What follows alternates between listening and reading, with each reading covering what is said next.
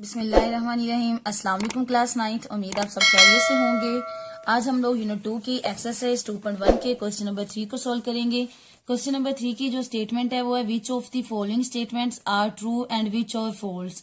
कुछ पार्ट्स हमारे पास दिए गए हैं, उनमें से बताना है। जैसे ये फर्स्ट पार्ट है 2/3 इज एन इर्रेशनल नंबर। वो कह रहे हैं कि क्या 2/3 इज एन इर्रेशनल नंबर है। हमने बताना है ये ट्रू है या फॉल्स।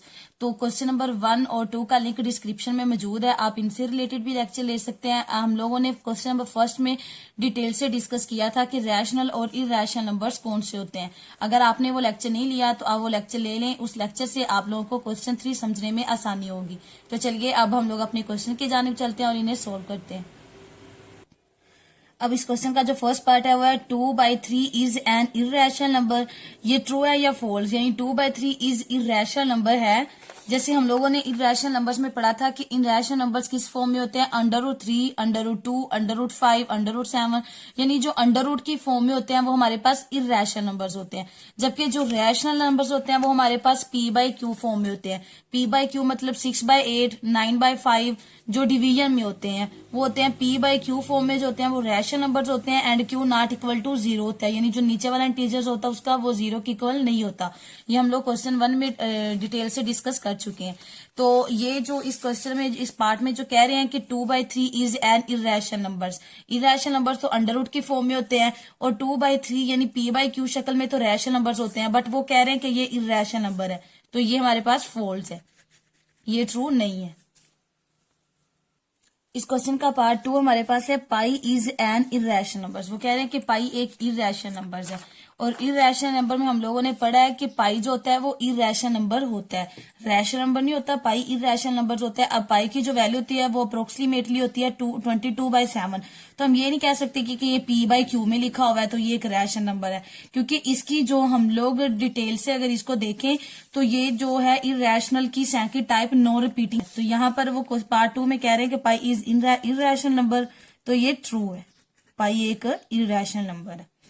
अब इसका जो थर्ड पार्ट है वो है कि 1/9 इज आर टर्मिनेटिंग फ्रैक्शन। वो कह रहे हैं कि जो 1/9 है वो एक टर्मिनेटिंग फ्रैक्शन साइड पे आएगा और डिनोमिनेटर बाहर आ जाएगा 9/1 पे। अब देखें स्टार्टिंग से ही 1 जो है वो लेस है और 9 ग्रेटर है, तो क्या करेंगे, आंसर में पॉइंट 0 ऐड करके पॉइंट लगाएंगे, यहाँ भी डेसिमल लगाकर एक 0 ऐड कर लेंगे। जब डेसिमल लगाते हैं ना तो इसके आगे जितने चाहे 0 ऐड कर सकते हैं।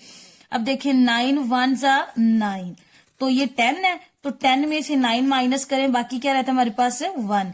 इसी तरह अब फिर ये लेस हो गया और ये ग्रेटर हो गया, तो क्या करेंगे, यहाँ पर एक और 0 ऐड करेंगे और इस 0 को नीचे ड्रॉप कर लेंगे।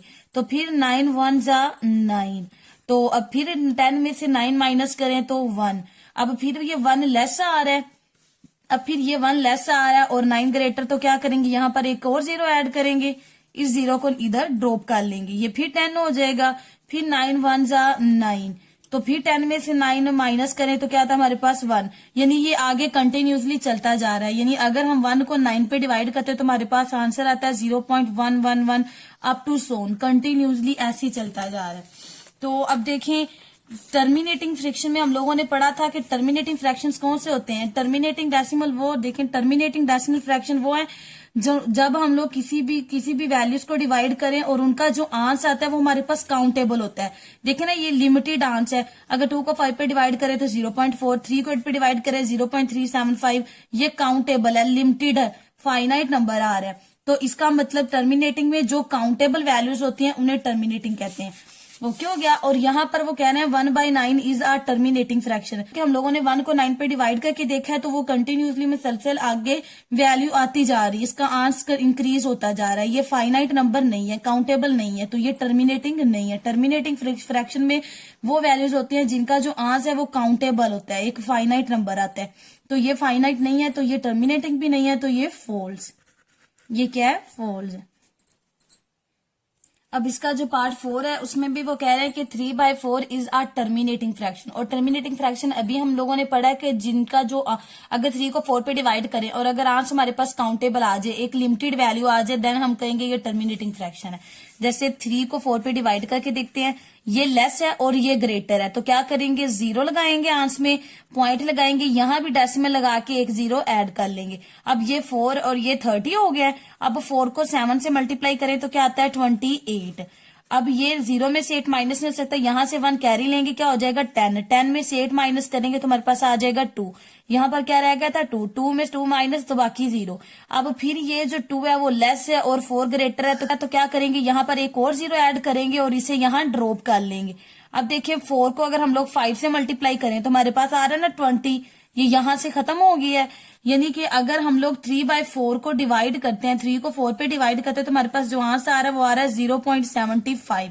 और ये एक काउंटेबल है, ठीक है, ये लिमिटेड आंसर है, फाइनाइट नंबर आ रहा है, यानी इसे हम काउंट कर सकते हैं। तो ये कौन सा होगा, टर्मिनेटिंग। तो वो क्या कह रहे हैं कि 3/4 इज अ टर्मिनेटिंग फ्रैक्शन, तो ये ट्रू है, 3/4 एक टर्मिनेटिंग फ्रैक्शन है।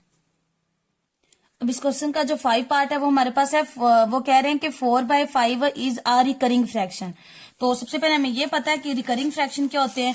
रिकरिंग फ्रैक्शन रैशनल नंबर्स की एक टाइप है, recurring and non terminating fraction. Recurring fraction में क्या होता है कि जो हमारे पास आंसर आता है, जैसे 2/9 को हम लोगों ने डिवाइड किया है तो हमारे पास आंसर है 0.222, यानी अप टू चलता जा रहा है और रिपीट हो रहे हैं वैल्यूज। जो हमारे पास एक आंसर आया वो तो एक तो अनकाउंटेबल है, काउंट नहीं हो रहा, और देन सेकंड कंडीशन ये है कि वो रिपीट हो रहे हैं, वो होते हैं रिकरिंग फ्रैक्शंस। और इस पार्ट में जो कह रहे हैं कि 4/5 इज अ रिकरिंग फ्रैक्शन, तो हम क्या कहते हैं, 4 को 5 पे डिवाइड करके देख लेते हैं। 4 इनर साइड पे आ जाएगा और डिनोमिनेटर 5 बाहर की साइड पे आएगा। अब 5 को ये देखें, ये स्टार्टिंग से ये लेस है और ये ग्रेटर है, क्या करेंगे, आंसर में 0 लगाएंगे, पॉइंट लगाने के बाद यहां भी डेसिमल लगा के एक 0 ऐड कर लेंगे। अब 5 को हमने मल्टीप्लाई करना है कि 40 से या तो 40 आए या 40 से लेस वैल्यू आए। अब 5 को अगर 8 से मल्टीप्लाई करें तो क्या आता है, 40। ये यहां पर ही खत्म हो गया है, ओके हो गया, ये यहां पर कंप्लीट हो गया हमारे पास। अब 4 को 5 पे डिवाइड करने से जो आंसर आ रहा है वो आ रहा है 0.8। तो हम लोगों ने तो पढ़ा है जो काउंटेबल होते हैं वो क्यों कौन से होते हैं, जो देखिए इसमें ना तो रिपीट हो रही है वैल्यू और ना ये कंटिन्यूसली मसलसल आगे जा रहा है, ये यहां पर ही खत्म हो गया, एक फाइनाइट नंबर आ गया। और फाइनाइट नंबर हमने पढ़ा कि कौन से होते हैं, टर्मिनेटिंग फ्रैक्शन होते हैं। फाइनाइट नंबर जो होते हैं वो टर्मिनेटिंग फ्रैक्शन होते हैं, लेकिन यहां पर वो कह रहे हैं कि 4/5 इज अ रिकरिंग फ्रैक्शन, तो ये क्या है, फॉल्स, ये गलत है। उम्मीद है आपको इस क्वेश्चन के तमाम पॉइंट्स की समझ आई होगी। अगर आपको किसी भी पॉइंट की समझ नहीं आई तो आप मुझसे कमेंट सेक्शन में पूछ सकते हैं। मजीद ऐसी वीडियोस के लिए मेरे चैनल को सब्सक्राइब करें। Thank you, Allah Hafiz.